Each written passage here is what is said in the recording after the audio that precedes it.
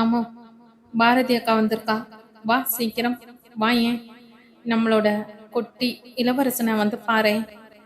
யாருங்க குட்டி இளவரசன்? நம்ம சுபாஷ் பாப்பாவா? என் மருமகனா?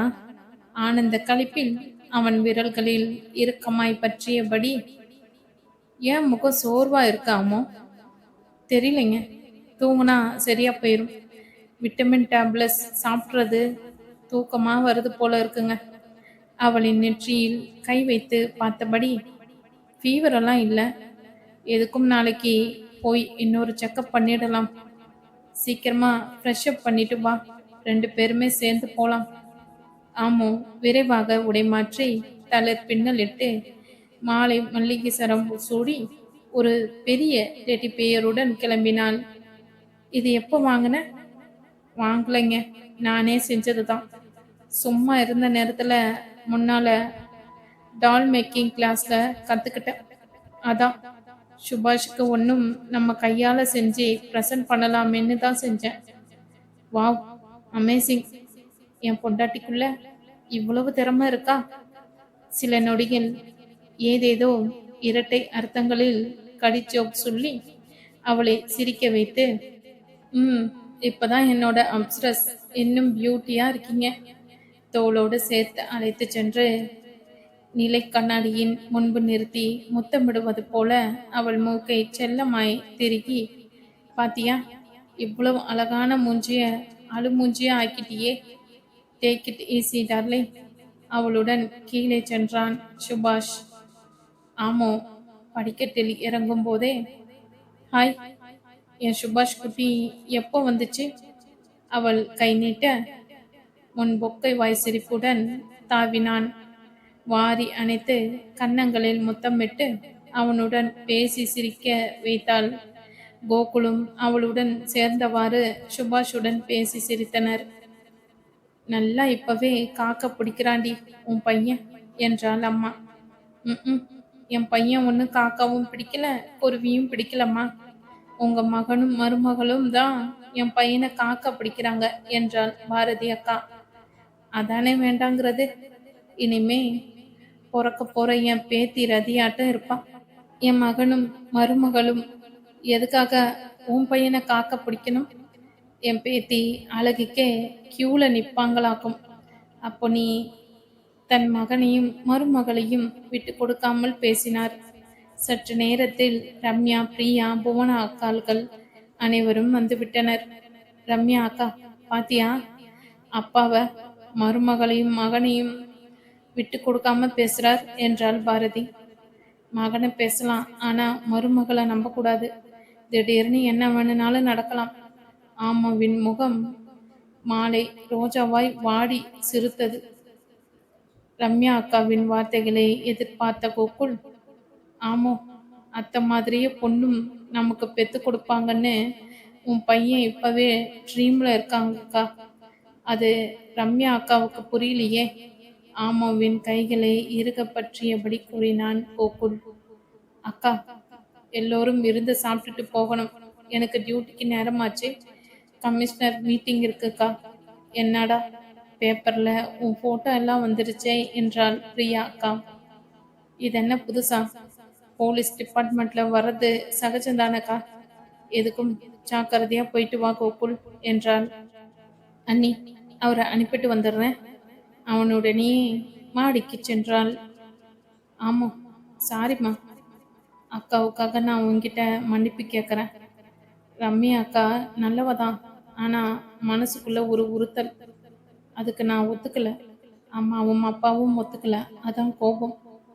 அதை இப்படி வெளிக்காட்டிக்கிறாங்க. It's okay. நீங்க நிம்மதியா டியூட்டிக்கு போயிட்டு வாங்க. இதெல்லாம் எனக்கு புதுசு இல்லைங்க. விடுங்க, உங்களுக்காக எதையும் நான் தாங்குவேன். குடும்பத்துல குழப்பம் வந்துடுமோன்னு பயப்பட வேண்டாம். எனக்கு தெரியும். முதல்ல உன்னை பார்த்தப்பவே எனக்குள்ள என் இதயம் சொன்ன முதல் வார்த்தை, உனக்கு ஒரு நல்ல மனைவியா இருப்பா, உன் குடும்ப கௌரவத்தை காப்பாத்துவான்னு. இன்னும் உங்களுக்கு ஒரு நல்ல மனைவியா இருக்கலையே. செல்ல சிரிப்புடன், எனக்கு புரியுது அம்மோ. நீ நானாக வேண்டும், நான் நீயாக வேண்டும். நானும் நீயும் நாமாக வேண்டும். அதுதான் முக்கியம். உடன் சேர்க்கை சில நொடி இன்பம். ஆனா மன சேர்க்கை வாழ்க்கை பூராவும் இன்பம்தான். இப்பதானே நாம ஒருத்தரை ஒருத்தர் புரிஞ்சுக்கிட்டோம். இது கூட நம்ம வாழ்க்கைக்கு கிடைச்ச அற்புதமான தருணம் தான்னு நான் நினைக்கிறேன். தம்பி, ஒரு சின்ன ரிக்வெஸ்டடா கண்ணா என்றாள் பாரதி அக்கா. அனைவரும் விடைபெற்று கிளம்பி கொண்டிருந்தனர். அனைவரையும் வழி அனுப்பிவிட்டு, சொல்லுக்கா, சுபாஷை தூக்கி கொஞ்சியபடி, டே, முதல்ல அவனை என்கிட்ட கொடு. உன்னோட யூனிஃபார்ம்ல உச்சா பண்ணிட போறான். டைப்பர் போட்டு தரேன். அவன் மார்பில் நிறுத்தி கொஞ்சி கொண்டு இருக்கும் போதே டைப்பர் மாட்டினாள் பாரதி. என்னமோ சொல்லணும் நீ அக்கா. அத்தா 3 மாசம் டெல்லிக்கு ட்ரைனிங் போறாரு. நான் அம்மாவையும் அப்பாவையும் துணைக்கு அழைச்சிட்டு போக போறேன். ஐயோ அக்கா, என்னால முடியாது. அம்மா அப்பாவை பார்க்காம நீ இங்க வந்திருக்கா. என்னால லீவ் போட முடியாது கோகுல். இப்பதானே மெட்டானிக் லீவ் முடிச்சு ஜாயின் பண்ணியிருக்கேன். உன் மாமியார் இருக்காங்களேக்கா. என்னோட சின்ன நாத்திக்கு இதுதான் டைம். அவளை பார்க்கறதுக்காக யூஎஸ் போறாங்க. இங்க இருந்து நீ ஆபீஸ்க்கு போயிட்டு வாக்கா. நான் ஏற்பாடு செஞ்சிடுறேன். நாம இருக்கிறது ட்ரிப்ளிகேன். என்னோட ஆபீஸ் செங்கல்பட்டுல. முடியாதுப்பா. சர்ஜரி ஆன உடம்பாச்சே, தாங்காதுடா கோகுல். உன் மனசை மாத்திக்கணும்.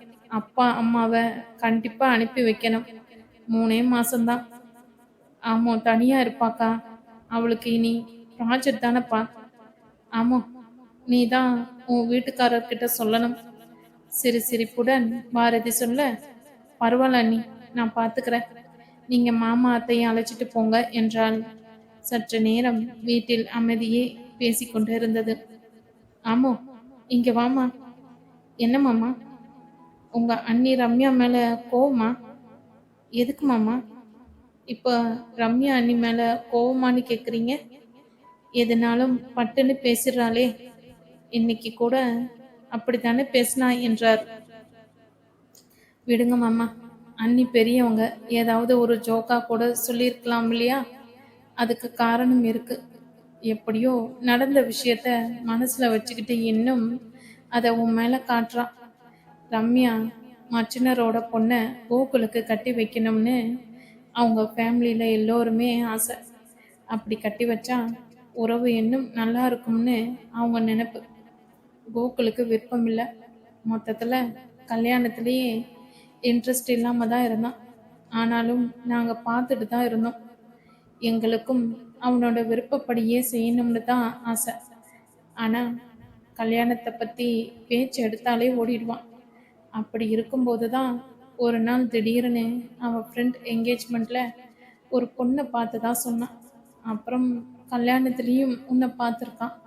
அந்த பொண்ணு வீட்டில் பார்த்து பேசி எனக்கு ஃபிக்ஸ் பண்ணிடுங்கன்னு முடிவாக சொல்லிட்டான். உன்னைய நாங்கள் பொண்ணு பார்க்க வந்த அன்னைக்கு கூட வரமாட்டேன்னுட்டான். ஒரே தடவையிலேயே உன்னை பார்த்து என் மனைவின்னு முடிவே செஞ்சுட்டான். அதான் ரம்யா சில நேரங்களில் அப்படி நடந்துக்கிறா. என்ன, இங்க ரம்யா அக்காவா பத்தி பேச்சு நடக்குது என்றவாறு உள்ளே நுழைந்தான் கோகுல். உன் ரம்யா அக்காவுக்கு சில நேரங்கள்ல எது பேசணும்னே தெரிய மாட்டேங்குதுப்பா. அதை பத்தி தான் ஆமோ கிட்ட பேசிக்கிட்டு இருக்கேன். இப்படியெல்லாம் பேசினா அந்த பொண்ணுக்கு மனம் எவ்வளவு வேதனைப்படும். ரம்யா அண்ணியே வந்தாலே வீடு களைக்கட்ட ஆரம்பிச்சிடுது. மற்ற விஷயங்கள் எல்லாம் எவ்வளவு அன்பா என்கிட்ட நடத்துக்கிறாங்களே. நான் எல்லாத்தையும் பாசிட்டிவாக தான் மாமா எடுத்துக்கிறேன். நீங்கள் அதை பற்றி கவலைப்படாதீங்க கோகுல். அதெல்லாம் நாத்திங்களுக்குள்ள பிரச்சனை. அவங்களே சால்வ் பண்ணிக்குவாங்கப்பா என்றபடி அவன் அறைக்குள் சென்று விட்டான். ஆமா, நீ போய் அவனை கவனிமா. நைட்டு போனவன் இப்பதான் வரான். தூங்கிட்டு போறான் அத்தை சொல்ல, ஆமோ அவன் குரல் கொடுக்க, இதோ வரங்க மாடிக்கு மூச்சரைக்க ஓட, கூல் கூல் டவுன் பேபி. ஏன் இப்படி டென்ஷனா ஓடி வர? நீங்க கூப்பிட்டீங்களே, அதான். நான் என்ன புடியா சிங்கமா? சும்மா உன்னை பார்க்கணும், பேசணும். ராத்திரியில இருந்து உன்னோட குரலையே கேட்கலையே டார்லிங், அதான் கூப்பிட்டேன். 2 தடவை ஃபோன் பண்ணி பேசுனீங்களே. சரி, அப்போ இப்ப எதுக்குடா பேசணுங்கிறியா? ஐயோ! முகத்தை வெக்கத்தில் மூடிக்குள்ள, சமையல்காரம்மா இன்னைக்கு லீவு, எல்லாம் ரெடி ஆயிருச்சு, குளிச்சுட்டு சாப்பிட்டு தூங்குங்க. கிச்சனுக்கு ஓட இன்னும் 1 ஹவர் கழிச்சு தான் சாப்பிட போறேன். கொஞ்சம் கம்ப்யூட்டர்ல ஒர்க் இருக்கு. வா, இப்படி உக்கார். ரம்யா அக்காவை பார்த்து ஏன் இப்படி பயப்படுற? சில கேள்விக்கு என்னால ரம்யா அன்னைக்கு பதில் சொல்ல தெரியலேங்க. அன்னைக்கு ஒரு நாள் நீங்களும் பக்கத்துல இருந்தீங்க. எங்க அப்பாவை பத்தி கேட்டாங்க. எனக்கு பதில் சொல்ல தெரியல. தெரிஞ்சதை பட்டுன்னு சொல்லிட வேண்டியது தானே அம்மோ. எனக்கு எங்க அப்பாவை பத்தி இது வரைக்கும் எதுவுமே தெரியாதுங்க. எங்க அம்மாவும் அதை பத்தி சொன்னதே இல்லைங்க. கொஞ்சம் வளர்ந்தப்புறமா சில நேரங்கள் அப்பான்ற ஜீவனை பத்தி எங்களுக்கு கேட்க தோணும். இப்படி ஒரு அழகான அன்பு தேவதைய நிராகரிச்ச ஒரு மனுஷனை அப்பான்ற புனிதமான வார்த்தைக்குள்ள எதுக்காக நாம இழுத்துட்டு வந்து அடைக்கணும்? நமக்கும் விவரம் தெரிஞ்சு இது வரைக்கும் யாருமே அப்பான்னு உறவு சொல்லி வரலையே. மொத்தத்துல எங்கேயோ உயிரோட இருக்காருன்னு மட்டும் தெரியும். அந்த கேள்விக்கு பதில், அம்மா நேத்தில இருக்கிற குங்குமமும் மெட்டியும் வளையலும் இதோட நாம நிறுத்திக்கணும். ஆமோ, அப்பான்ற உறவை பத்தி கேட்டு அம்மாவோட மனசை கஷ்டப்படுத்த கூடாதுன்னு சொல்லிட்டா அக்கா. அப்பா நம்மள தோல்லையும் மார்பிளையும் போட்டு கொஞ்சி வளர்த்தாரா? ஸ்கூலுக்கு ஒரு நாளாவது வந்திருப்பாரா? அட, எனக்கு தெரிஞ்சு நான் இன்னைக்கு வரைக்கும் அப்பாவை பார்த்ததே இல்லை. அதுக்காக அம்மா நம்மளை தவிக்க விட்டுடல. இப்ப வரைக்கும் ஓடா உழைச்சி தேஞ்சி நம்மளை வளர்த்து படிக்க வச்சு அன்பு காட்டுறாங்க. இனிமே மறந்தும் அப்பாங்கிற உறவை பத்தி அம்மா கிட்ட வாயே திறக்க கூடாது. ஆமோன்னு மன அக்கா சொல்லிட்டா. அன்னிலிருந்து இன்னைக்கு வரைக்கும் நான் எங்க அம்மா கிட்ட கேட்டதே இல்லை. ஆனா மன அக்கா கல்யாண விஷயமா அவளோட ஹஸ்பண்ட் வந்து பேச சொன்னாரு. அப்ப அவங்க வீட்டுக்கு அம்மா போனப்போ அவமானப்படுத்தி அனுப்பிட்டாங்கன்னு அம்மா கூட என்கிட்ட சொல்லலை. மன அக்கா தான் துடிச்சு போயிட்டா. எனக்கு இப்படிப்பட்ட குடும்பமே தேவையில்லமான்னு அழுதா. நீங்க நினைக்கிற மாதிரி பூவுக்கும் பொட்டுக்கும் ஆசைப்பட்டுக்கல, விதி அப்படி. கண்டிப்பா ஒரு நாள் சொல்லதான் போறேன். ஏன்னா இதனால உங்களோட எதிர்காலம் பாழாயிடக்கூடாது. என்னோட குழந்தைங்களுக்காக என் உயிரை கூட கொடுப்பேன். அதை தடுத்து நிறுத்த அந்த கடவுளே வந்தாலும் முடியாதுன்னு மன அக்கா கல்யாணம் பேச போனப்போ சொன்னாங்க. ஆனா அந்த அப்பாங்கிற உறவை பத்தி அம்மா சொல்லலையே. அடுத்து ரம்யா அண்ணி கேட்டுருவாங்களோன்னு பயமா இருக்கு என்றாள். அதையெல்லாம் நான் பார்த்துக்கிறேன். நீ மனசை குழப்பிக்காத அம்மா. நாளைக்கு தான் முதல்ல அந்த பெட்டிக்கை ஓப்பன் பண்ண போறாங்க. நாம எல்லோருமே போறோம். இந்த நேரத்துல அவங்க மனசை கஷ்டப்படுத்திடக்கூடாது. எப்பவுமே அதை பத்தி கேட்கக்கூடாது. என்ன புரியுதா அம்மா? இனிமே எப்பவுமே அம்மா கிட்ட கேட்கவே மாட்டேன். அவளை தோள் சேர்த்தவாறு அணைத்து கொண்டான். பிறகு அவன் குளித்து விட்டு வந்து ஒரு கவரில் இருந்த மல்லிகை பூவை அவள் தலையில் வைத்ததும் அறை முழுவதும் மல்லிகை பூக்களின் வாசம் கமிழ்ந்து கொண்டிருந்தது. கோகுலின் பார்வையை வைத்தே, இப்போ என்ன பண்ண போறீங்க என்று சிவந்த முகத்தை வைத்து கேட்க, ஜன்னல் வழியாக நுழைந்த மென்மையான நிலவொளி ஆமோதிதாவின் முகத்தில் பட்டு அவளை இன்னும் அழகாக காட்டியது. நீண்ட நாள் காத்திருப்பிற்கு பின் இருவரும் தங்களுக்கு என்று ஒதுக்கப்பட்ட அந்த தனிமையில் இணைந்திருந்தனர். கட்டில் ஓரத்தில் அமர்ந்திருந்த ஆமாவின் கைகள் பதற்றத்தில் தன் புடவையின் முந்தானியை உருட்டி கொண்டிருந்தன. கதவை மெல்ல சாத்திவிட்டு உள்ளே வந்த கோகுல் அவளின் அருகில் அமர்ந்தான். ஆமா என்று அவன் மெல்ல அழைத்த குரலிலே ஒரு விதமான கனிவு இருந்தது. அவள் மெதுவாக தலை நிமிர்ந்து அவனை பார்த்தாள். என்னங்க, ரொம்ப பயமா இருக்கா?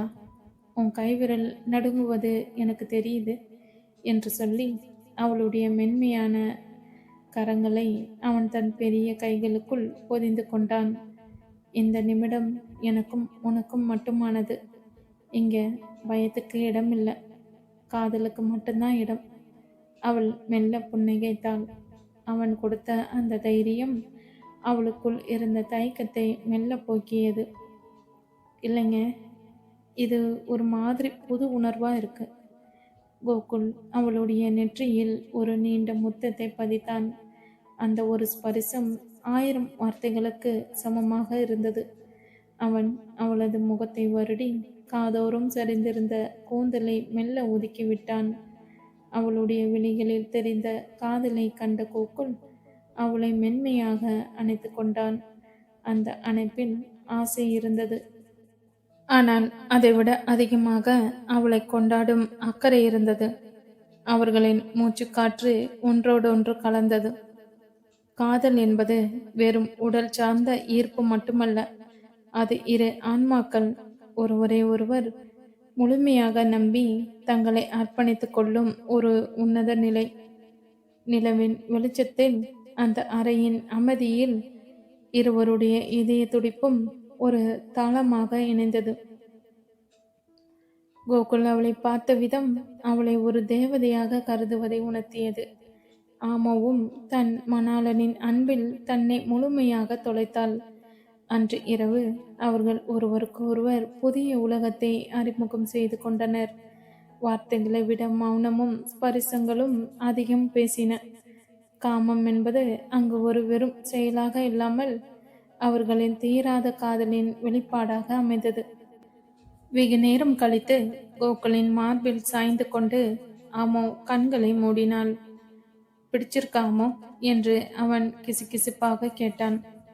ரொம்ப. இனிமே நாம வேற வேற இல்லை கோகுல், ஒன்ன ஐட்டம் என்று சொல்லி அவன் கைகளை இன்னும் இறுக்கமாக பிடித்து கொண்டாள். அந்த இரவு அவர்கள் இருவருக்கும் ஒரு புதிய வாழ்க்கையின் தொடக்கமாக அமைந்தது.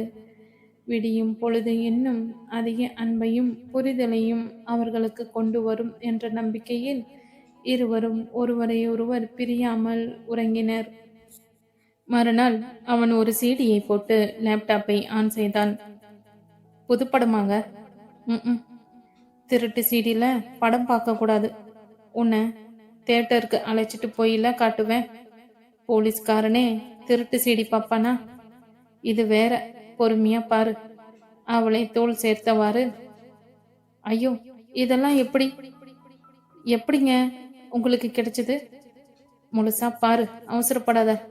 முன்பு ஒரு நாள் மார்க்கெட்டில் காய்கறி வாங்க போன அன்று சில ரவுடிகள் காய்கள் விற்றவர்களிடம் வலுக்கட்டாயமாக பணத்தை அள்ளியது.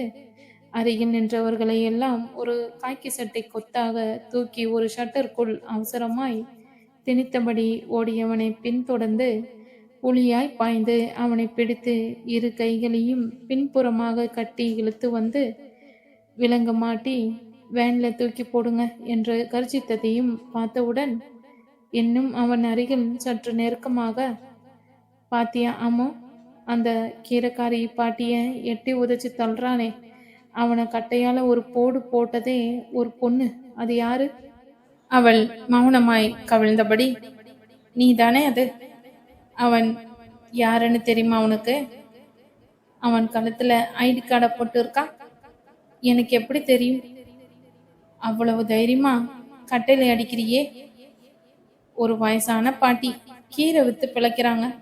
இவன் அவங்கள எட்டி உதைச்சி தள்ளிக்கிட்டு காசை அள்ளிக்கிட்டு போறான். எவ்வளவு திமிர்! அவ்வளவு வயசான பாட்டி கூட உழைச்சி சாப்பிட்றாங்க. இந்த தடிய ஏதாச்சும் வேலை செஞ்சு சாப்பிடலாம் இல்லையா? அதான் கோபமா வந்துருச்சு எனக்கு. பாட்டி மேல சரிஞ்ச பந்தல்ல இருந்த கட்டையை எடுத்து மண்டலியே போட்டேன்.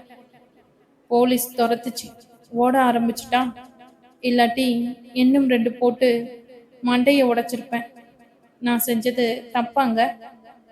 தப்பில்ல, நீ ரொம்ப தைரியமான பொண்ணுதான்.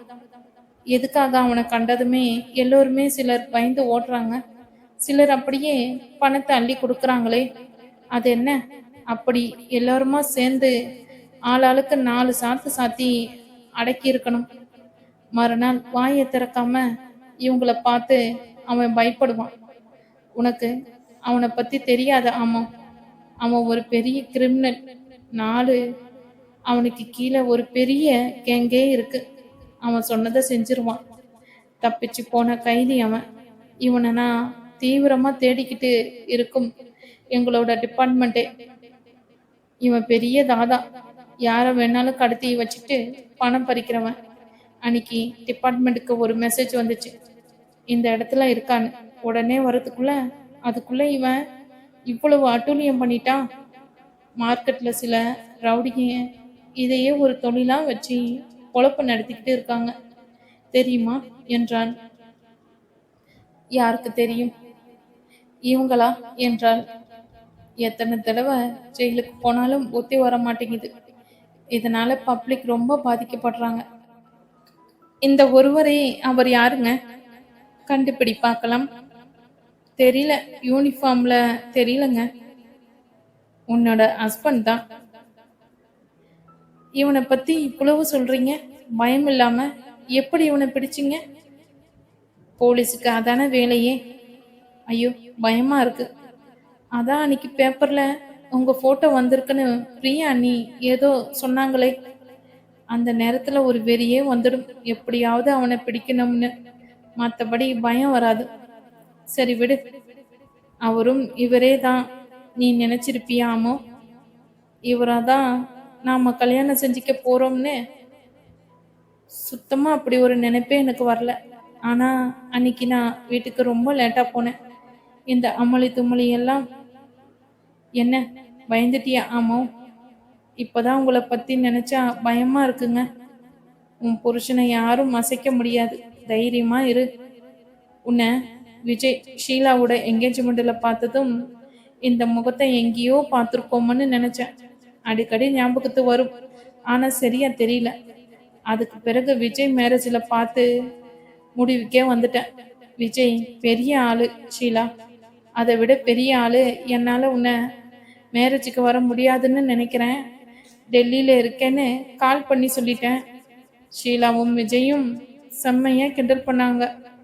உனக்கு ஒரு சர்ப்ரைஸ் கிஃப்ட் இருக்குடா, வேலை முடிஞ்சிருச்சுல, உடனே ஃப்ளைட்டை கிளம்பி வாங்கடாங்கிறான். எனக்கு புரியல. அதான் எனக்கும் தெரியுமே.